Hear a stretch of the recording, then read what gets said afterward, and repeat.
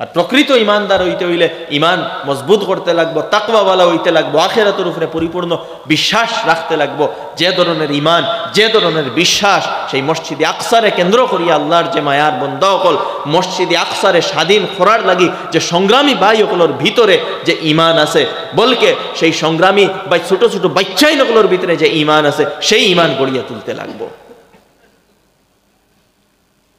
আফসোস লাগে কোনো সময় এবং সন্দেহ, আমি নিজের উপরে সন্দেহ করি যে তারার ইমানের সামনে যে আমরার ইমান আসেনি, সন্দেহ লাগে।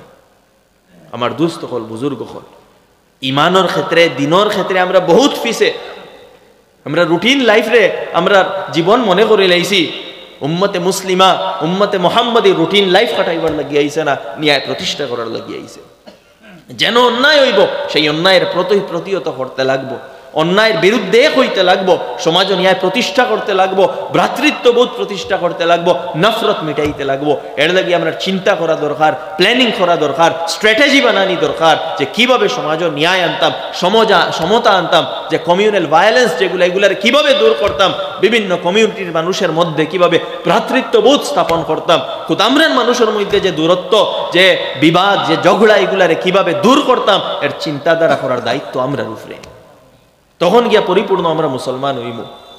নতুবা আমরা রুটিন লাইফ আমরা খাটাইমু, আর রুটিন লাইফ খাটাইয়া আমরা অবস্থা কিতা হইব এটা আল্লাহ তাআলা জানোই না, আমরা কিচ্ছু কইতাম পারতাম না। আমার দোস্ত হল, আমার বুজুর্গ হল, আমি ওখান খোয়াত আসলাম যে নিজরে সংশোধন করো, চিন্তাধারার পরিবর্তন করো, আমল, খাসলত, আখলাক, চরিত্র ওগুলারে বদলাইয়া নিজরে বালা মানুষ হিসেবে গড়িয়া তুলো। গতানুগতিক চলবা না, নিজরে সংশোধন করইন। যেখান জানা থাকে না উলামা একরামরে জিকাইয়া সেই জিনিস শিখইন। আমার যুবক ভাই অকলরে কইমু যে দিনই কিতাব পড়িয়া দিনর জ্ঞান দে অর্জন করো, দিনর লাগি সময় দেও, দিনর লাগি ফিকির করো, চিন্তা করো। শুধু রুটিন লাইফ না, নিজের মধ্যে কিছু প্রেরণা এবং চেতনা আনো, যেন সমাজের মধ্যে কিভাবে ন্যায় প্রতিষ্ঠা করতাম, ভ্রাতৃত্ববোধ স্থাপন করতাম। প্রত্যেকটা ব্যাপারে উপযুক্ত সিদ্ধান্ত গ্রহণ করা এটা আমরা ইমানি দায়িত্ব। ইভেন ভোট হারে দিতা ইকানোর ব্যাপারে উপযুক্ত সিদ্ধান্ত গ্রহণ করা আমরার দায়িত্ব, যাতে কেউ জুলুম করনেওয়ালা না আয়, কেউ অত্যাচার করনেওয়ালা না আয়, কেউ মানুষের ক্ষতি সাধন করনেওয়ালা কেউ না আয়।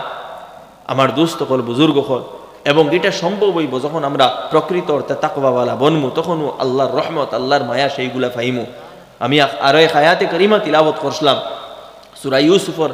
আল্লাহ সুবহানাহু ওয়া তাআলা হযরত ইউসুফ আলাইহিস সালামের ঘটনা বর্ণনা করডা যে চরম সীমার অধঃপতন তাকে কিভাবে নিজরে উপরে উঠানি যায়, অধঃপতন তাকে উত্তরণের উপায়টা কি, আল্লাহ তাআলা সূরা ইউসুফের মাধ্যমে আমরা দেখাইয়া দিছেন। তো আল্লাহ তাআলা ফরমাইতরা ওয়া কাযালিকা মাক্কান্না লিইউসুফা ফিল আরদ, এইভাবে আমি ইউসুফ আলাইহিস সালামরে জমিনের আধিপত্য দিছি, ইয়াতাবাওয়াউ মিনহা হাইসু ইয়াশা, তাই এখন যেখানে চাইন অন তাখতা পারবা। সংক্ষেপে আলোচনা করমু হযরত ইউসুফ আলাইহিস সালামের ঘটনা। আমার যুবক হল, তোমাতান লাগি এটা একটা নমুনা, একটা আইডিয়াল, একটা আদর্শ। আল্লাহ তাআলা আহসানুল কাসাস কইছে, উত্তম কাহিনী। উত্তম কাহিনী খেনে খালি কিসা শুনতে ভাল লাগে ওতার লাগেনি, জি না, এর পিছনে কিছু মেসেজ আছে, কিছু দায়িত্বর দিকে ইশারা করা হয়েছে, সেইগুলো আমরা পালন করতে লাগবো। সংক্ষেপে হইয়া যাইমু, হযরত ইউসুফ আলাইহিস সালামে স্বপ্ন দেখলা যে তানে চন্দ্র সূর্য এগুলা সজদা করে। বাবাই বুঝি লইছেন, ইয়াকুব আলাইহিস সালাম তান বাবা বুঝি লইছেন যে এই নবী বনবা, ও কইছেন স্বপ্ন তুমি খেউরে খুইও না। কিন্তু এরপরেও তান ভাই আইনটোর ভিতরে একটু হিংসা আইলো, আর ও খেলাত লইয়া যাই আর হইয়া তানে কুয়াত নিয়ে ফেলাইয়া আইলা, আর আইয়া বাবারে কইলা যেন বাগে খাইলে আইছে বাইরে। যাই হোক, ইয়াকুব আলাইহিস সালামে সবর করি লইলা। আর আল্লাহর উদ্দেশ্য যেন হযরত ইউসুফ রেদি কোনো বড় কাম করাইতা। দেখুন, কোনো বড় কাজের আগে, কোনো জিনিসরে শেপ দেবার আগে তারে নরম করা লাগে। লুয়ারে শেপ করতে হইলে লুয়ারে অগ্নির মধ্যে ডালা লাগে। ঠিক এইভাবে কোনো জাতির উন্নতি করতে হইলে সেই জাতিরেও কিতা করতে লাগে, বিভিন্ন কষ্টের মাধ্যমে আমরা অতিবাহিত হইতে লাগবো। তো হযরত ইউসুফ আলাইহিস সালামের জীবন এইভাবে কিছু ঘাত প্রতিঘাতের মাধ্যমে অতিবাহিত হইছে, যাতে কোনো বড় কাজ করাইতা। তো ভাই আইনতে নিয়া কুয়াত ফালাই দিলা। এরপরে কুয়া থেকে উঠাইয়া হজরত ইউসুফ আলাইহিস সালাম রে মিশরের বাজারও নিয়া বিক্রি করা হইল। দেখুন আরো তোলা নিচে দি যাইতরা কুয়া থেকে উঠানি হইছে। উঠাইয়া কিছু সংখ্যক ব্যবসায়ী হলে আগে দাস দাসীর প্রথা আসলো, বাজারও গোলাম বেচা কিনা হইতো। তো কুয়া থেকে উঠাইয়া তানে বাজারও নিয়া বিক্রি করা হইছে এবং বিক্রি করার পরে তাই মিশরের যাইন প্রাইম মিনিস্টার, মিশরের প্রাইম মিনিস্টার গড় সেবক হিসাবে ওখানে গেলা। এরপরে তার উপরে কিছু অবস্থা আইল, কিছু পরীক্ষা আইল এবং মিথ্যা অপবাদে তানে জেলেও দেওয়া হইল। আর সেই অবস্থাটা কি আল্লাহ তাআলা তানে বার করিয়া পুরা মিশরের আধিপত্য আল্লাহ তাআলা তানে দিলা। আর দিয়া কইল ওয়াকাযালিকা মাক্কান্না লিইউসুফা ফিল আরদ, এইভাবে আমি হযরতে ইউসুফ আলাইহিস সালাম রে জমিনের আধিপত্য দিছি, তানে শাসনের আসনে আসিত করছি। তো কিভাবে এই প্রসেসটা কিভাবে বইল সূরা ইউসুফের মধ্যে এই সবগুলা ইশারা করা হইছে। আমি সংক্ষেপে কইয়া যাইব। খুদ হযরতে ইউসুফ আলাইহিস সালামে এর কারণ বর্ণনা করছেন যে কিভাবে আমি এত অধঃপতন থাকি আমার এত উত্থান হইল, আমি এত উপরে হাই পজিশন আমি পাইলাম, এর প্রসেসটা কিতা বা এর কারণটা কিতা। হযরত ইউসুফ আলাইহিস সালামের ভাষায় আল্লাহ তাআলা ফরমাইতরা ইন্নাহু মাইয়াত্তাকি ওয়া ইয়াসবির ফাইন্নাল্লাহা লা ইউদিউ আজরাল মুহসিনিন। যে মানুষে তাকওয়া অবলম্বন করব, যে মানুষ ধৈর্যশীল হইব, আল্লাহ তাআলা তার উত্তম প্রতিদানটা বেকার করতা নাই। অর্থাৎ যে ধৈর্যশীল হইব এবং তাকওয়া অর্থাৎ আল্লাহরে ডরাইব, গুনাহ থেকে বাঁচিব, সে আমার প্রতিদান অবশ্যই পাইব। হযরত ইউসুফে বুঝাইতা চাইছেন আমি সবর করছি এবং তাকওয়া অবলম্বন করছি, ও আল্লাহ তাআলা এই পজিশনে আমারে নিয়ে পৌঁছাইছেন। তো হযরত ইউসুফ আলাইহিস সালামের জীবনও আমরা যদি দেখি, কুয়াত ফালাইছেন হযরত ইউসুফে সবর করছেন, বাজারও বেচা হইছে হযরত ইউসুফে সবর করছেন, বাদশার গড় হযরত ইউসুফ রইছেন। সেই জায়গা তার এক ঘটনা হইছে। হযরত ইউসুফ আলাইহিস সালাম আসলা খুব বেশি হ্যান্ডসাম, খুব বেশি সুন্দর, এবং প্রাইম মিনিস্টারের যে স্ত্রী আসলা জুলাইখা, সেই জুলাইখার মন গেল কি হযরত ইউসুফের দিকে। জুলাইখা অত্যন্ত পাওয়ারফুল এক মহিলা, কারণ প্রাইম মিনিস্টারের স্ত্রী তো পাওয়ারফুল মহিলা। জুলাইখা ইউসুফরে তান গরো ডাকাইয়া আনলা এবং ডাকাইয়া আনিয়া দরজা উর্জা লাগাইয়া কুপ্রস্তাব দিলা। এই সময়ে অন্য কোনো মানুষ হইলে এই ধরনের কুপ্রস্তাব কিতা হই যাইব, যে কোনো মানুষ হোক না কেন এই ধরনের কুপ্রস্তাব এসে যাইব গিয়া। একলা গড় এক সুন্দর মহিলা সামনে খেও নাই, যে কোনো মানুষ গুনাহে লিপ্ত হয়ে যাইব। কারণ সেক্সুয়াল গুনার সামনে মানুষ বলকে অনেক বড় বড় মানুষ অনেক কমজোর হয়ে যায়, অনেক দুর্বল হয়ে যায়। কিন্তু হযরত ইউসুফ আলাইহিস সালামে নিজের তাকওয়ার পরিচয় দিছেন, যেটা আমি কই যুব সমাজের লাগি একটা আদর্শ। হযরত ইউসুফ আলাইহিস সালামে জায়গা তো কইছেন, যখন জুলাইখায় কুপ্রস্তাব দিছেন হযরত ইউসুফ আলাইহিস সালামে ফরমাইছেন মাআযাল্লাহ, আমি আল্লাহর ফানা আছি, ইয়ার আমি এটা খারাপ কাজ করতাম না। এবং সেই গড় তাকে বারণের লাগি হযরত ইউসুফ আলাইহিস সালামে দৌড় দিছেন, দেখতারা দরজা বন্ধ। এরপরে হযরত ইউসুফে দৌড় দিছেন, ওয়াস্তাবাকাল বাব, হযরত ইউসুফ দৌড়াইতরা, ফিসে জুলাইখায়ও দৌড়াইতরা। ইকান চিন্তা করতা না দরজা কিলা খুলিতাম, সাবি তো জুলাইখার গেছে, কিন্তু দৌড় দিছেন। ও আল্লাহ তাআলার বড় পছন্দ লাগছে হযরত ইউসুফ আলাইহিস সালামের এই আমল, যে আল্লাহর নাফরমানিতে কি বাঁচার লাগে নিজর জানর যে খাই শিখানো তাই পুরা করছেন না, হইছেন আল্লাহর ফানা চাইয়ার। আর আল্লাহর ফানা চাইয়া তাই দৌড় তুলছেন, ও আল্লাহ তান কুদরতর মুজাহারা করছেন, কুদরতর প্রদর্শন করছেন, সেই দরজা আল্লাহ তাআলা অটোমেটিক খুলিয়া দিলেন। সুবহানাল্লাহ। এইভাবে মানুষে যখন আল্লাহর উপরে ভরসা করিয়া গুনার খাসটা কি বাঁচে এবং কোন স্টেপ নেয়, আল্লাহ তাআলা রাস্তা খুলিয়া দেয়। সামনে দেখা যায় রাস্তা বন্ধ, আল্লাহ তাআলা খুলিয়া দিলেন। আজকে মসজিদে আকসারে কেন্দ্র করিয়া যারা সংগ্রাম চালাইয়া যাইতরা, তারার ব্যাপারে কেউ কোনোদিন চিন্তা করছিল নি যে তারা এক সুপার পাওয়ার দেখান দাইতে পারবা। ইসরায়েল একটা সুপার পাওয়ার, সায়েন্স এন্ড টেকনোলজির চরম সীমার উন্নত দেশ, যার কাছে হাইয়েস্ট টেকনোলজি আছে, যার কাছে বড় বড় সায়েন্টিস্ট হন। আর গাজ্জার মুসলমান তারা জীবন্ত এক জেল।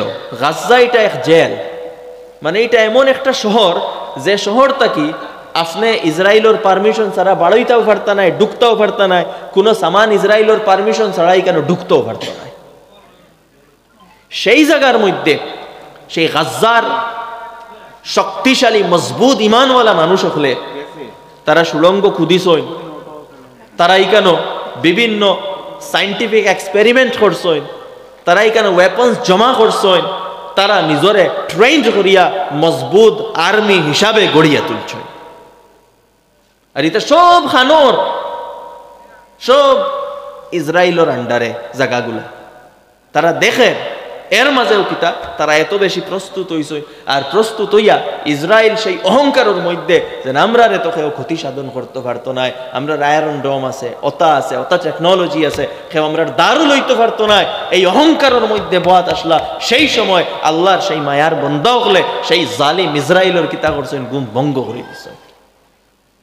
এটা কিওর দ্বারা? ইমানি শক্তি। ইকান দেখছুন না যে আমরা কিতা করতাম পারমু, আমরার সামনে সুপার পাওয়ার খেয়ে আমরার দরজা বন্ধ, এগুলা দেখছুন না। আল্লাহর জাতর উপরে ভরসা করিয়া নিজের মেহনত শুরু করছেন, বাকি বাজু আল্লাহ তাআলা কুলাইয়া দিছ। তো হযরত ইউসুফ আলাইহিস সালাম দেখুন তাকওয়া, যখন মানুষে গুনাহ থাকি বাঁচিব, যখন মানুষে তাকওয়া অবলম্বন করব, আল্লাহ তাআলা এই রকম অত্যন্ত গুরুত্বপূর্ণ এই রকম খাজ হল সেই মানুষ তাকে লইবা। যখন মানুষে গুনাহ থাকি এবং বিশেষ করে সেক্সুয়াল গুনাহ থাকি মানুষে যখন নিজরে বাঁচাইব, আল্লাহ তাআলা বড় বড় কাজ যখন লইবা সেই যুবকরে দিয়া বড় কাজ লইবা। বুখারী শরীফের এক রিওয়ায়াত আছে, সংক্ষেপে কই আর লম্বা ঘটনা। এটা বনু ইসরায়েলের কোনো এক জমানার কোনো এক সময়ের ঘটনা। বুখারী শরীফের রিওয়ায়াত যে 3 মানুষ সফরের মধ্যে আটিয়া যাইতরা, আখতাও মেঘ লইয়া আইছে, ফাড়র এক গুহাত গিয়া দম লইছে। মেঘটা খাইলে পারইয়া যাই না, ও সময় বড় ফাত্তর এগুয়াইয়া মুখও পড়ি গেছে। এখন রাস্তা বন্ধ, বারোইবার উপায় নাই, আর এই ফাত্তর এগুজান ঠেলাইয়া হরাইতা ইও শক্তি নাই। এখন কিলা যাইতা? ও 3 জনে কইলা আমরা আর কোনো উপায় নাই আল্লাহর সাহায্য ছাড়া। নিজে প্রত্যেকে ওখান মনে করো যে জীবনের সবচেয়ে বালা কাম কোনটা করছলাই, আর সবচেয়ে বালা কাম যেগু করছলাই ওগুরে সামনে রাখিয়া ওগুর ওসিলা লইয়া আল্লাহর কাছে খান্দ। ও একজনে তান বালা কাম লইয়া খান দিলা, ফাড়র এক টুকরা উড়িয়া গেল গি।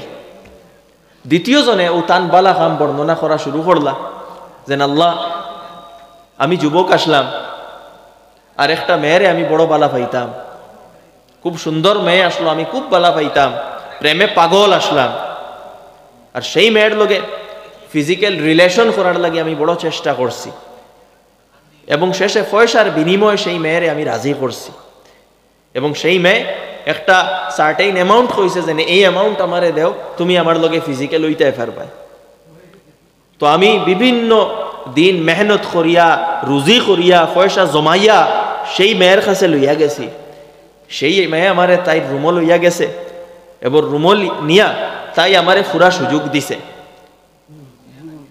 তখন যখন আমি আমার কাপড় খুলছি, খুলিয়া আমি সেই মেয়ের লগে ফিজিক্যাল রিলেশন করতাম চাইছি, তখন ও মেয়ে কইছে যেন ইত্তাকিল্লাহ, তুমি আল্লাহরে ডরাও, আর তুমি এক অবিবাহিতা মহিলার লগে এই রকম কার্য করিও না। শুধু এই কথাটা মেয়ে কইছে, আর এই কথাটা সেই পুরুষ দিল লাগি গেছে। কোন অবস্থাটা আপনি বুঝবা। এক মেয়ে যে মেয়ের লগে প্রেমে পুরা পাগল, যে মেয়েরে ফাইবার লাগি দীর্ঘদিন তাকি হে অপেক্ষা করে, এবং সেই মেয়ের লগে এক রুমো একাকী নির্জনে, এবং কাপড়ও খোলা হয়ে গেছে, শুধু সম্পর্ক স্থাপন হইত। এই অবস্থার মধ্যে মেয়ে কইছে আল্লাহরে ডরাও, এবং ছেলে তখন আল্লাহর নাম শুনিয়া ও সব ফালাইয়া ওখান থেকে রুম থেকে বারইয়া গেছে কি, এটা সামান্য বড় কথা নেই। এটা বড় বড় বাহ্যিক দৃষ্টিতে আল্লাহ ওয়ালা হলো, এটা তাকে বাঁচা সম্ভব নাই। এই পজিশন থেকে, এই যে পজিশন, আর উনি পজিশনও হুশ জায়গার থাকতো না। এই অবস্থা থাকি স্বাভাবিক কোনো মানুষের বাঁচা সম্ভব নয়, কিন্তু সেই ব্যক্তি কিতা করছে, এই অবস্থা তাকিও আল্লাহর নাম শুনিয়া রুম থাকি ঘর থাকি বারইয়া গেছে গিয়া, ও সেই ব্যক্তি দোয়া করেন আল্লাহ একমাত্র তোমারে ডরাইয়া তো এই অবস্থা থাকি আমি বারোই আইছি, যে অবস্থা থাকি কোনো মানুষ বারোই আইতে পারতো না। আল্লাহ তুমি যদি মায়া করো তে আমরা রাস্তা খুলিয়া দিলাম। ও দুয়ার লগে লগে পাথরের এক টুকরা চুরমার হইয়া উড়িয়া গেছে কে কক্কা সুবহানাল্লাহ। তো আমি ওখান হইতাম সাইয়ার, বিশেষ করে আমার যুবক হলরে যৌবনের হেফাজত এটা একটা শক্তি, এটা কিছু বাতিনি গোপনীয় শক্তি। এগুলা যৌবনের হেফাজত করো, অবৈধ সম্পর্কের পরিত্যাগ করো। আজকে আজীব আমরা যুবক হকলের অবস্থা, যারা স্কুল ও কলেজ ও ইউনিভার্সিটির আমরা যুবক যুবতী হকলের অবস্থা, প্রত্যেকে কোনো মেয়ের লগে সম্পর্ক, প্রত্যেক মেয়ে কোনো ছেলের লগে সম্পর্ক। আমরা কিতা ওটার লাগি দুনিয়া তাইছি? এগুলা কিতা আমরা আদর্শ নি? আমরা আদর্শ হইল যৌবনের হেফাজত করা। নিজের যৌবনের হেফাজত করিলাও, এইভাবে অলৌকিক কার্য তোমার জীবনও হইব। হযরত ইউসুফ আলাইহিস সালামের জীবন ওই রকম অলৌকিক কার্য হইছে, সেই বনু ইসরাইলের সেই ব্যক্তির জীবনও হইছে। এত মজবুত দোয়া যে লগে লগে বড় একটা মুসিবত, একটা বিপদ উড়িয়া গেছে কি। আপনি যৌবনের গুনাহ, সেক্সুয়াল গুনাহ থেকে নিজরে বাঁচাইয়া রাখো, আল্লাহর ওলি বনি যাইবা, আল্লাহ খাজ নিবা। আজকে আমরা তাকে খেনে বালা খাজ হল হয় না, এর বড় একটা কারণ হইল আমরা সেক্সুয়াল গুনার মধ্যে ডুবাই। আল্লাহকে ওয়াস্তে আমার যুবক হল হযরত ইউসুফরে নিজের আইডিয়াল বানাও, বনু ইসরাইলের সেই ব্যক্তির আইডিয়াল বানাও। আল্লাহ রাসূল আলাইহিস সালাতু ওয়াস সালামে আরো এক খুশখবরি দিতরা যে এমন যুবক, যে যুবকরে কোনো মেয়ে প্রপোজ করব, যে আমার লগে সম্পর্ক করো, আমার লগে চ্যাট করো, আমার লগে ফ্রেন্ডশিপ করো, আমারে বাইকও করি লইয়া ঘুরাও, আমার লগে হোটেলও থাকো, মাতিবা না।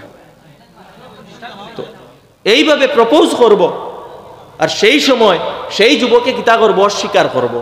সেই যুবকে মানতো না, কইব ইন্নী আখাফুল্লাহ, আমি আল্লাহরে ডরাই, আল্লাহর নাফরমানি করতাম পারতাম না। ও আল্লাহ রাসূল আলাইহিস সালাতু ওয়াস সালামে ফরমাইতরা, এইরকম ব্যক্তি, যে ব্যক্তি কোনো মহিলার কুপ্রস্তাবে প্রত্যাখ্যান করবো আল্লাহরে ডরাইয়া, আল্লাহ সুবহানাহু ওয়া তাআলা কিয়ামতের দিন যেদিন কোনো ছায়া থাকতো না, তার আরশের ছায়ার তলে জায়গা দিবা। সুবহানাল্লাহ। আমার দোস্ত হল, আমার যুবক হল, ইমানি শক্তি বাড়াইতে হইলে যৌবনের গুনারে নিজরে কন্ট্রোলের মধ্যে রাখো। এবং আমি গার্জেন যারা এরারে অনুরোধ করবো, যে ছেলে মেয়ের বিয়ার বয়স হইলে তাড়াতাড়ি বিয়া দিলেইবা। আমরা সমাজের আরেক সমস্যা, যেন বিয়ার মধ্যে আমরা লেট করি, বিয়ারে কস্টলি বানাই দিছি। ইসলামে বিয়ারে কিভাবে প্রেজেন্ট করছে, আমরা বিয়ারে কিভাবে প্রেজেন্ট করি। তো এই ব্যাপারে সংস্কার করবা। যাই হোক, এটা আমার বিষয় নাই, সেই দিকে আমি যাইতাম না। আমি ওখান হইতাম সাইয়া যে সেক্সুয়াল গুনাহ থাকি নিজরে বাঁচাইয়া রাখো। হযরত ইউসুফ আলাইহিস সালামে নিজরে সেক্সুয়াল গুনাহ থাকি বাঁচাইয়া রাখছেন। এমনকি সেই গুনাহ থাকি বাঁচার লাগি কি পরিমাণ হযরত ইউসুফ গেছেন, আল্লাহ তাআলা কুরআনে পাক ওইগুলা বর্ণনা করডা। জুলাইখায় এখান থেকে তো সরে গেছেন, এরপরে বহুত প্রেসার দিছেন জুলাইখায়, যেন তুমি আমার কথা শুনতে লাগবো। বাহ্যিক কথা, জুলাইখা একজন পাওয়ারফুল লেডি, নিজরা তো বহুত এখতিয়ারাত আছে, পাওয়ারফুল। তো জুলাইখায় কইছেন আমার কথা মানতে লাগবো, যদি আমার কথা মানো না তোমারে জেলও পর্যন্ত দিমু। হযরত ইউসুফ আলাইহিস সালামের মানসিকতা দেখো, দিলে দিলে হযরত ইউসুফ আলাইহিস সালামে দোয়া করডা, রব্বি আসসিজনু আহাব্বু ইলাইয়া মিম্মা ইয়াদউনানি ইলাই। ও আল্লাহ, আমার জেলও জবাব আলা ই বেটিয়ে জবাই দি আমারে ডাকিতরা। যে কুপ্রস্তাব আমারে দেওয়াও, সেই কুপ্রস্তাবের দিকে যাওয়াতে কি আমার জেলও জবাব আলা, ওটার নাম হইল ঈমান। জেলও যাইতে প্রস্তুত, আল্লাহর নাফরমানি করতে প্রস্তুত নাই, ওটার নাম হইল ঈমান। হযরত ইউসুফ আলাইহিস সালামের জেলও দেওয়া হয়ে গেল। নির্দোষ ব্যক্তি, প্রত্যেক যুগে এইরকম হইব, নির্দোষ মানুষ সকলের জেলও দেওয়া হইছে হইব। এবং সেই জেল তাকে বার করিয়া আল্লাহ সুবহানাহু ওয়া তাআলা হযরত ইউসুফ আলাইহিস সালামরে শাসনের আসনে আসিত করছে। হযরত ইউসুফ আলাইহিস সালামের জীবনে সবর আসলো, তাকওয়া আসলো, গুনাহ থেকে বাঁচিছ। সবর করলা, তাকওয়া অর্জন করলা, তাকওয়া গুনাহ থেকে বাঁচিলা, এখন আল্লাহ ফল দিতা নানি। ও 10 বছর জেল রইছে, এর বাদেও সবর তাকওয়া ও আল্লাহ তাআলা এখন ফল দিতরা। ফল কিভাবে? ও আল্লাহ তাআলা প্রত্যেক জিনিসের লাগি কোনো না কোনো রাস্তা বার করেন। যে হেড অফ দ্য স্টেট আসলো মিশরের, হেড অফ দ্য স্টেটে কোনো এক স্বপ্ন দেখছেন। স্বপ্ন দেখার পরে নিজের সভাসদ যারা এরা কইলে আমিও স্বপ্ন দেখছি, কিতা দেখলাম কিছু বুধ ভাইয়ার না খোসাই, তারা কইলে এটা আমরা বুধ ভাইয়ার না। ও সময় এমন এক ব্যক্তি সবার মধ্যে আসলা, যে ব্যক্তি হযরত ইউসুফের লগে জেল বন্ধ আসলা, এবং হযরত ইউসুফের গুণাবলী তাই দেখছেন। তান মনে পড়ি গেল যে জেলো তো ওলা এক মানুষ আছেন যে মানুষের স্বপ্নর কথা কইতে পারে। ও লগে লগে কইলা যে বাদশাহ, আপনি আমার এক জায়গাত ফাটাই, আমি আপনারে এই ফলর অর্থ আনিয়া দিব। ও আল্লাহ তাআলা বাদশাহ তানে ফাটাইল জেলো। তাই হযরত ইউসুফ আলাইহিস সালামের কাছে গিয়া কইলা যেন বাদশাহ ওভাবে স্বপ্ন দেখছ, এর তাবিরটা কিতা, এর ফলটা কিতা। ও হযরত ইউসুফ আলাইহিস সালামে কইলা বাদশাহ এর তাবিরটা একটু ভয়ঙ্কর আসলো। আল্লাহ তাআলা বাদশাহরে কিছু দেশের উপরে আগাম কিছু বিপদ আর সেই আগাম বিপদ সম্পর্কে কিছু সংকেত দিছেন। সংকেতটা কিতা যেন 7 বছর ফসল হইব আর বাকি 7 বছর ড্রট হইব। এমন ড্রট হইব, এমন খরা হইব যে কোনো ফসল হইতো নাই, মানুষ উপাসে মরবা। 7 বছর ফসল হইতো নাই, সামান্য কথা নাই। আর আগর আপনারা জানেন আগ্রারিয়ান সোসাইটি, এগ্রিকালচারের উপরে সমাজ চলতো। এক্সপোর্ট ইম্পোর্টের খুব একটা ব্যবস্থা আসলো না, আসলো কম। তো সেই অবস্থায় কোনো এলাকার যদি কোনো দেশে যদি 7 বছর ফসল হয় না, বুঝুন সেই দেশের অবস্থাটা কিতা হইব। হযরত ইউসুফ আলাইহিস সালামে স্বপ্নর তাবিরটা কইলা। আর সেই সাথে হযরত ইউসুফ আলাইহিস সালামে একটা সলিউশনও কইয়া দিলা, একটা পলিসি কইয়া দিলা যে বাদশাহ যদি হেড অফ দ্য স্টেটে যদি এই পলিসিরে ফলো করেন তাহলে দেশ দুর্ভিক্ষতা কি বাঁচিব। যাই হোক সেই ব্যক্তি আই গেলা, আইয়া বাদশার সামনে সেই কথাগুলা তুলিয়া ধরলা, প্লাস তাই পলিসিটাও তুলিয়া ধরলা। বাদশাহ স্বপ্নর ফলটা শুনলা এবং পলিসিটাও শুনলা। শোনার পরে সেই বাদশার মনের মধ্যে লাগলো, একটা একটু ক্লিক করলো হযরত ইউসুফ আলাইহিস সালামর সেই পলিসিটায়, যেন আমরা এক ব্যক্তিরে জেলের মধ্যে ফেলাইয়া রাখছি, আর এই ব্যক্তি আমরা অত সুপরামর্শ খেনে দে। দেখো ওটার নাম হইল আখলাক, ওটার নাম হইল উত্তম চরিত্র, ওটার নাম হইল মানবতার প্রতি প্রেম। আমার একে কষ্ট দেয় কেন আমি দেখি আর না, আমি তারও বালা চাই। আর ওটার নাম হইল দিন, আর দিন নাসিহা, দিনের তো হইল শুভ কামনা করার নাম, ওটার নাম হইল দিন। আমরা সামান্য ক্ষতার কারণে মানুষের ক্ষতি সাধন করার চেষ্টাত লাগি যাই, ক্ষতি সাধনকারী মুসলমান নাই। যে ক্ষতি সাধন করব, যে মানুষের সমস্যার মধ্যে ডালবো, সে মুসলমান নাই। হযরত ইউসুফ আলাইহিস সালাম 10 বছর তাকে জেল, কোনো দোষেও না এমনেও। আর দেশ এবং দেশের জনতা এক বিপদের মধ্যে ফর্তরা, সেও খবর লইছই না আইয়া। চাইলে হযরত ইউসুফ খুশ হইতা পারলাও নে যে আমারে জেল রাখলা, এখন হিকো, এখন মরবা হিকো, চাইলে কইতে পারো। বাট হযরত ইউসুফ আলাইহিস সালাম দিনদার, প্রকৃত মুসলমান, প্রকৃত ইমানদার, আল্লাহর নবী, তার হৃদয় মানবতার প্রেমে ভরা। হযরত ইউসুফ আলাইহিস সালামে সলিউশন হইয়া দিছেন। বাদশাহ যেমনে তার সলিউশনটা শুনছে আর দেখছে এক মানুষের উপরে আমরা অত্যাচার করিয়ার জেল বন্দি রাখছি, আর সে আমরার ব্যাপারে অত শুভকামনা করের, অত বালা কথা কর, অত সুন্দর পলিসি হইয়া দিছে, এই মানুষ কোনো সাধারণ মানুষ হইতো নাই। ও লগে লগে বাদশাহ কইছে এনরে ডাকাইয়া আনো। ইনো আরও কিছু ঘটনা আছে, সেই দিকে আমি যাইয়ার না। সেই ঘটনাগুলা আরও কিছু তার কন্ডিশন আসলো, সেই কন্ডিশনগুলা যখন ফুলফিল হয়েছে, ও বাদশাহ কইছে ওয়াকাল আল মালিক তুনি বে, বাদশাহ কইছে এনরে আমার কাছে আনো, আস্তাকলিস কুলি নাফসি, আমি প্রাইভেটলি তার সাথে কথা কইতাম। এই মানুষ সাধারণ মানুষ নাই, আমি প্রাইভেটলি কথা কইতাম। ফালাম্মা কাল্লামাহু, এরপরে যখন প্রাইভেট কথা হইছে হেড অফ দ্য স্টেট এবং হযরত ইউসুফ আলাইহিস সালামের মধ্যে, কিতা কথা হইছে বাইজ্যে কৌ কথা হইব। হেড অফ দ্য স্টেটে নিশ্চয় ইউসুফ আলাইহিস সালামরে জিজ্ঞাসা যে তুমি খেয়ে জেলো কিলা গেলায়, তার নিশ্চয় যে তার উপরে যেগুলা অতিবাহিত হইছে অতীতে, যে মিথ্যা অপবাদ লাগছে, এইগুলাও শুনছই।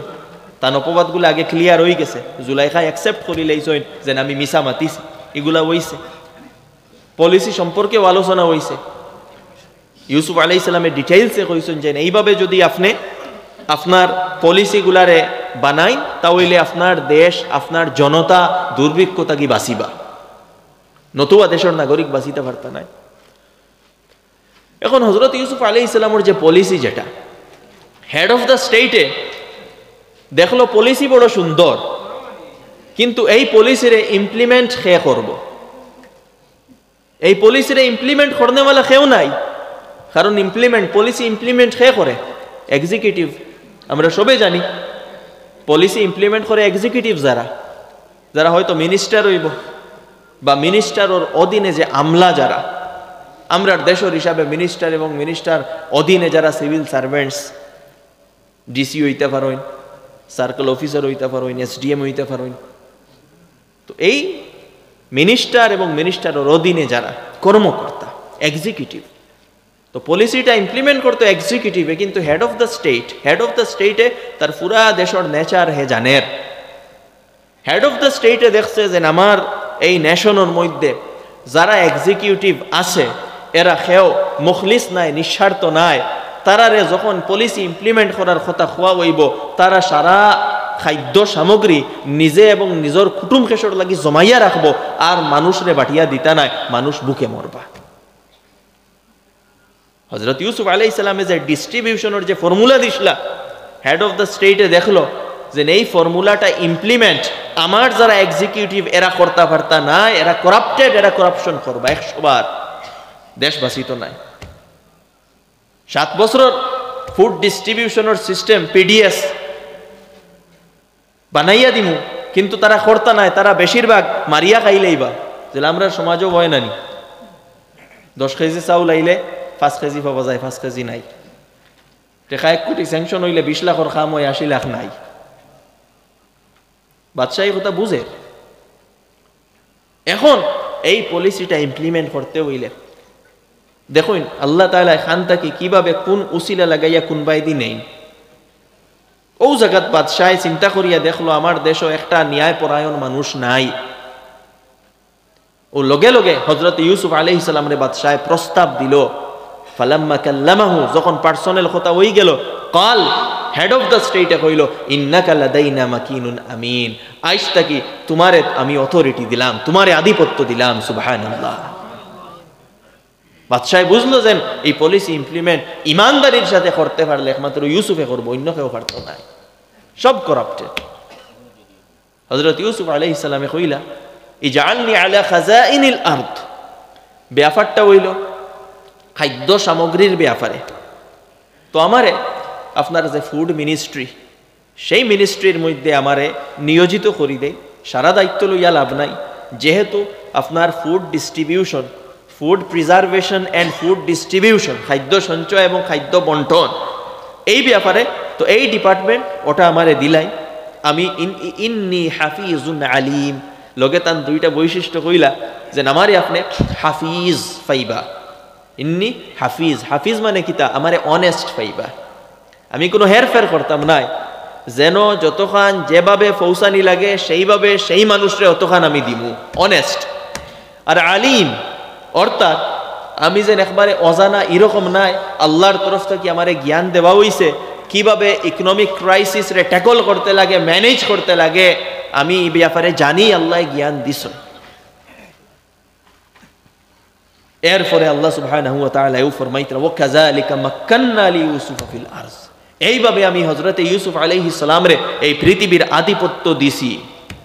খানো আসলা, জেলো আসলা, খানো আসলা কুয়াত ফলাইল আসলা, খানো আসলা বাইয়াইনতে দলিয়া নিয়া কুয়াত ফলাই দিসলা। এক বাদশার গড় সামান্যতম কাজ করছেন, দাস হিসাবে জীবনটি অতিবাহিত করছেন, বিভিন্ন ঘাত প্রতিঘাত আইছে, মিথ্যা অপবাদ লাগছে, কিন্তু নিজে আসলা অনেস্ট, নিজে সবর করিয়া থাকছেন, আল্লাহর হুকমর উপরে নিজে বিশ্বাস রাখছেন, গুনাহ তাকে নিজরে বাঁচাইয়া রাখছেন, ইমানদার হিসাবে নিজরে রাখছেন, নিজরে সচ্চরিত্রবান হিসাবে রাখছেন, নিজের অন্তর মানবতার দরদ এবং প্রেম রাখছেন। ও আল্লাহ তাআলা ওখান থেকে উঠাই আল্লাহ তাআলা হেড অফ দ্য স্টেট শাসনের আসনে তানে আশ্রিত করছেন। সুবহানাল্লাহ। আমার দোস্ত বল, বুজুর্গ হল, আমিও কথা বুঝাইতাম সাইয়ার, যখন আপনার ভিতরে ইনসাফের আগুন থাকবো, ন্যায়ের আগুন থাকবো, সেই ন্যায় প্রতিষ্ঠা করার সুযোগ আল্লাহ তাআলা আপনারে দিবা। আর যদি আপনি ন্যায় পরায়ণ হইতে পারেন না, আপনার উপরে অন্যায়কারী হলরে আল্লাহ তাআলা ডালিয়া দিবা সেরা, তারা আপনার উপরে শাসন করবা। এই উম্মতে মুসলিমার দায়িত্ব হইল নিজে ন্যায় পরায়ণ বনা, মানুষের ন্যায় দেওয়া। আজকে দেখুন দেশের পরিস্থিতিটা, দেখুন আজকে দেশের মধ্যে সবে চায় নিজে লালবাত্তি কিলা, আমার ঘর লালবাত্তি এই যাইতো, আমার গাড়িতে লালবাত্তি এই যাইতো। সবে চায় যেন আমিও পজিশনে গিয়া কিভাবে পৌঁছে যাইতাম, সবে চায় বেশ করি পয়সা আমার কাছে কিভাবে আই যাইতো। আজকে দেশের যে অবস্থা, ইকোনমিক যে পলিসি যেগুলা দেশ, যারা এখানে শিক্ষিত এবং যারা একটু পড়েন, হাঙ্গার ইন্ডেক্সও দেখুন দেশের অবস্থা হইয়া পৌঁছিছে। দরিদ্রতার মধ্যে, পভার্টির মধ্যে দেশের অবস্থা হইয়া পৌঁছিছে। আজকে দেশের ফান্ডগুলারে কিভাবে ম্যানেজ করা ওর আপনি দেখুন, সারা পয়সা জমাইয়া কিছু সংখ্যক কর্পোরেটস, কিছু সংখ্যক উদ্যোগপতি অকলর হাতে দেওয়া ওর, এবং জনতারে কিওর মধ্যে ফাঁসাইয়া রাখা হয়েছে, জনতারে বিভিন্ন ধরনের সাম্প্রদায়িক রাজনীতির মধ্যে ফাঁসাইয়া রাখা হয়েছে। এই ব্যাপারে আমরার দায়িত্ব আছে, যেহেতু আমরা উম্মতে মুসলিমা, আমরার দায়িত্ব যেন আমরা সমাজের সঠিক রাস্তা দেখাইতাম। আমরার দায়িত্ব নাই যেন আমরা বড় মন্ত্রী মিনিস্টার হইয়া কোনো ওখানে বই যাইতাম, কোনো জরুরি নাই। সঠিক রাস্তা দেখানি ওটা হইল দায়িত্ব, ন্যায় প্রতিষ্ঠা করা ওটা হইল দায়িত্ব, যে ন্যায়ের লাগি মেহনত করে তারে সাপোর্ট করা, তারে আগ বাড়াইয়া দেওয়া, এটা হইল আমরার দায়িত্ব। আমরা সার্বিকভাবে চিন্তাধারা রইত যেন panchayat, even ward member level থেকে লইয়া আপনার লোকসভা লেভেল পর্যন্ত এমন ব্যক্তিসকল শাসনের মধ্যে আইতা যারা ন্যায় পরায়ণ। এটা আমরার দায়িত্ব। আমার মামু, আমার চাচা, আমার বাইকনা, আমার ওতা, আমার চ্যানেল, আমার পার্টি, এগুলা উম্মতে মুসলিমার আদর্শ নাই। পার্টি আপনার যেসাথা করেন, কোনো অসুবিধা নাই, কিন্তু আপনার দিনী স্বার্থটা প্রাধান্য রইত, পার্টির স্বার্থ নাই। পার্টি যে কোনো পার্টি করুন, এনি পার্টি, কিন্তু স্বার্থ আপনার রইত দিনের স্বার্থ, ন্যায়ের স্বার্থ। কারণ আল্লাহ তাআলা আমরা কইছি ইন্নাল্লাহা ইয়া'মুরু বিল আদল, আমরা আইছি ন্যায়ের লাগি। আমরা কিচ্ছু জানি না দুনিয়ার যেন আমরা বেশ করি কত পাইতাম, আমরা ইচ্ছাও নাই, আকাঙ্ক্ষাও নাই। মুসলমানের এটা দুনিয়ার যেন স্বাচ্ছন্দ্য আরাম, এটা মুসলমানের আকাঙ্ক্ষা না, ওইতো পারে না, মুসলমানের এক্সপেকটেশন হইতে পারে না। আমরা এসে ন্যায়ের লাগি, যেভাবে ন্যায় হয় সেইভাবে আমরা চেষ্টা করবো। ন্যায় প্রতিষ্ঠা করতে হইলে আমার যুবক ওগুলোরে কইমু, হযরত ইউসুফে যে কোয়ালিটি কইছিল সেই কোয়ালিটি নিজের মধ্যে আনো। হাফিজ, নিজরে অনেস্ট বানাও, মরালিটি আনো, ইথিক্স আনো, ভ্যালিউজ আনো, এবং আলিম লগে এডুকেটেড বানাও নিজরে। এবং নিজে যে দায়িত্ব যাও না কেন, সে দায়িত্ব অনেস্টলি তোমার দায়িত্বটারে আদায় করো। আজকে আমরার দায়িত্বের মধ্যে অনেস্ট নাই। আমরার যারা ডাক্তার তারা অনেস্ট নাই, তারা শুধু পয়সা বানানোর চিন্তা। আমরার যারা ইঞ্জিনিয়ার তারা শুধু কিভাবে বড় বড় প্রজেক্ট বানাইতা এবং সেই প্রজেক্টর পয়সা কিলা মারা হইতো সেই চিন্তা। আমরার যারা লয়ার্স, সেই লয়ার্সে মানুষের ন্যায় দেওয়াইবার চিন্তাত নাই, সমাজের আইনের ব্যাপারে অবগতি করানোর চেষ্টাত নাই, যে কিভাবে বেশ করে পয়সা কামাইতাম ও চিন্তা। আমরার যারা টিচার্স, এখন তো অ্যাপসের কারণে কিছুটা সচেতনতা আইছে, নতুবা আমরা কিতা করি, আমরার চাকরিও গু আরেকজনের কাছে বেশি লাই। চাকরি দূরই কোনো এক জায়গাত হইছে, মাসো 30-35 হাজার স্যালারি পাইয়ার, আর একজন 5,000 দিয়ে রাখি আমার চাকরি তারে দিয়ে খুরাইয়া। ক্লাসও যাওয়া নাই, ছাত্ররে গড়া নাই, আমরা প্রফেসর, আমরা রিসার্চার্স, কিন্তু আমরা রেগুলা কিতা শুধু এমনি হাওয়াত থাকে। আমরা স্টুডেন্টসরে সঠিক জ্ঞান দেই না, সঠিক কথা শিখাই না, শুধু বইয়ের পুঁথিগত কিছু জ্ঞান দেই, ভুল ইতিহাস থাকে ওগুলা পড়াইয়া দেই। আমরা নিজেও স্টাডি করি না, সঠিক ইতিহাস নিজেও জানি না, এবং যে ভুল ইতিহাস যেগুলা এনসিআরটির বুকসের মধ্যে ঢুকাইয়া দেওয়া হয়েছে সেইগুলোর উপরে আমরা পজিটিভ ক্রিটিসিজমও আমরা করি না। কিন্তু আমরা কিতা, আমরা প্রফেসর, আমরা সাবজেক্ট টিচার।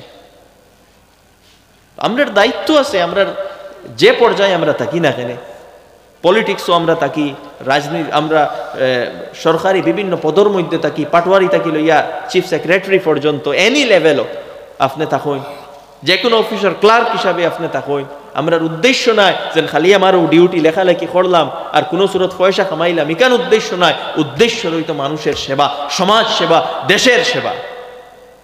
যেদিন এই মেন্টালিটিওয়ালা কোনো জাতি বনি যাইবা, সেই জাতির আল্লাহ উপরে উঠাইবা, সেই জাতি হইলা প্রকৃত উম্মতে মুহাম্মদী। হযরত ইউসুফ আলাইহিস সালামে যে জিনিস দেখাইছেন, নিজের পার্সোনাল ইন্টারেস্ট রে কেন প্রেফার করছেন না হযরত ইউসুফ আলাইহিস সালামে, চাইলে বদলা নিতে পারেন, প্রতিশোধ নিতে পারেন, নিছেন না। দুর্ব্যবহার করতে পারেন, করছেন না।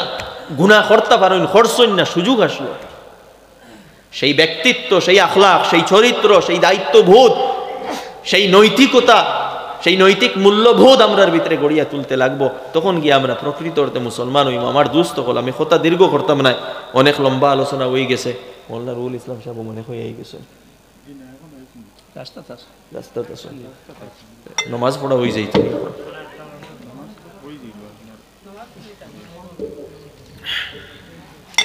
এই কোয়ালিটিস গুলো আমরার ভিতরে গড়িয়া তুলতে লাগবো। যখন এই কোয়ালিটিস গুলো আমরার ভিতরে আইব, আমরা নিজরে ভালো মানুষ হিসাবে গড়িয়া তুলবো, ও তখন দেখবা সমাজও পরিবর্তন আইব। আর যদি আমরা সমাজ থাকি ঝগড়া, বিবাদ, ফসাদ, একে অন্যর মধ্যে হানাহানি, হিংসা হিংসি, বিদ্বেষ, দরবার এগুলা সরাইতাম পারি না। আল্লাহ রসুল আলাইহিস সালাতু ওয়াস সালামে ফরমাইতরা, ডরাইবার কথা এগুলা। আল্লাহ রসুল আলাইহিস সালাতু ওয়াস সালামে ফরমাইতরা যে ইয়াকুম ওয়া সুউ যাতিল বাইন ফাইন্নাহাল হালিকা। তুমি তাই পারস্পরিক যে বিবাদ, সেই পারস্পরিক বিবাদ থাকি বাঁচিয়া থাকো। আল্লাহ রসুলের হুকুম করডা পারস্পরিক বিবাদ থাকি বাঁচিয়া রাখো। কারণ কিতা? ফাইন্নাহাল হালিকা, কারণ পারস্পরিক বিবাদে তোমার দিনটা ধ্বংস করি লইব। তোমার মধ্যে যদি বিবাদ থাকে, সমাজও এখানের মধ্যে বিবাদ থাকে, পরিবারের মধ্যে বিবাদ থাকে, তাহলে তুমি যত নমাজ পড়ো আর যত লম্বা তসবিহ লইয়া গুরু আর যত লম্বা কুর্তা লাগাও, আল্লাহর কাছে দিনদার নাই। আল্লাহ রসুলে ফরমাইতরা ফাইন্নাহা তাহলিকুদ দিন, এটা দিনটা ধ্বংস করি লইব। আমার দুস্থ হল এই কোয়ালিটিগুলো আনই। আমি শুরুত কইছিলাম নিজরে বদলার চিন্তা করই। কয়দিন আর আমরা নিজরে বেওকুফ বানাইয়া চলতাম, কয়দিন নিজরে বেওকুফ বানাইতাম। দিনের জ্ঞান অর্জন করইন, উত্তম চরিত্র নিজের মধ্যে গড়িয়া তুলইন, দায়িত্ব সম্পর্কে নিজরে সচেতন করইন, উত্তম চরিত্র উত্তম কোয়ালিটিসগুলা নিজের মধ্যে আনইন। এবং আমরা যে উম্মতে মুহাম্মদী হিসাবে যে ন্যায় প্রতিষ্ঠা করার দায়িত্ব, আল্লাহরে রাজি করার দায়িত্ব, আল্লাহর গোলামি করার দায়িত্ব, এইগুলা বুঝিয়া নিজের জীবনকে অতিবাহিত করইন। ফিকির করইন, খালি খাইবার আর খামাইবার ফিকির করবা না, লগে ওখানো ফিকির করইন আমি নিজরে বালা মানুষ কিলা বানাইতাম। লগে ওখান ফিকির করইন আমাতে কি গুনার আদত কিভাবে ছুটতো। লগে ওখান ফিকির করইন আমি কবর গিয়া কিলা নাকির মুনকিরের জবাব দিতাম। আপনি ওখান লগে ফিকির করইন যে কিয়ামতের দিন আমি কিভাবে আল্লাহর সামনে খাড়া হইয়া জবাব দিতাম। লগে ও চিন্তাগুলাও নিজের মাথার মধ্যে ইনস্টল করইন, ও দেখবো আপনার জীবন সুখে যাইব। আর যে রুটিন লাইফ আমরা অতিবাহিত করি, আর সেই রুটিন লাইফ খালি খাটানিত থাকবা না। এই ফিকিরগুলা ছাড়া আপনার রুটিন লাইফ হইল মুনাফিকর লাইফ। প্রকৃত ইমানদারের লাইফ ইমানি ফিকির থাকবো, আখিরাতের ফিকির থাকবো, চিন্তা থাকবো, আল্লাহর ইয়াদ থাকবো। এইভাবে জীবন গড়িয়া তোলার চেষ্টা করুন। আমি আর কথা দীর্ঘ করিয়ার না, শুরুত কইছিলাম নিজরে পরিবর্তন করার চেষ্টা করুন, শেষেও ওখান কইমু নিজরে সংশোধন করুন, নিজের কমি ত্রুটিগুলারে দূর করিয়া ভালো মানুষ হিসাবে গড়িয়া তুলুন। যদি আমরা বালা বনি যাই, দেখবা এই উম্মতের উন্নতি হইব, এই উম্মতের তরক্কি হইব। এই উম্মত আজকে যে পরিমাণ এই উম্মতের উপরে অত্যাচার এবং লাঞ্ছনা চলের, এইগুলা দূর হইব। আবার এই উম্মতে সমাজের মধ্যে কিতা দেশের মধ্যে ন্যায় প্রতিষ্ঠা করব। আল্লাহ তাআলা ইখওয়াহুনা থেকে বেশি আমল করার তৌফিক দান করুক। ওয়া আখিরু দাওয়ানা আলহামদুলিল্লাহি রাব্বিল আলামিন। নামাজ পড়ি নামাজ পড়ি আপনি তো জি বাদে ভাইতাম না পড়ি নাই। ওফা কোথায় নয় যাই আজান দিয়া আর ওযু করতে যত সময় লাগে এর ভিতরে নামাজ পড়াইব। মাফরুক তাই না হয়তো জমাত করিয়া যাইতা নামাজ পড়ি যাবে।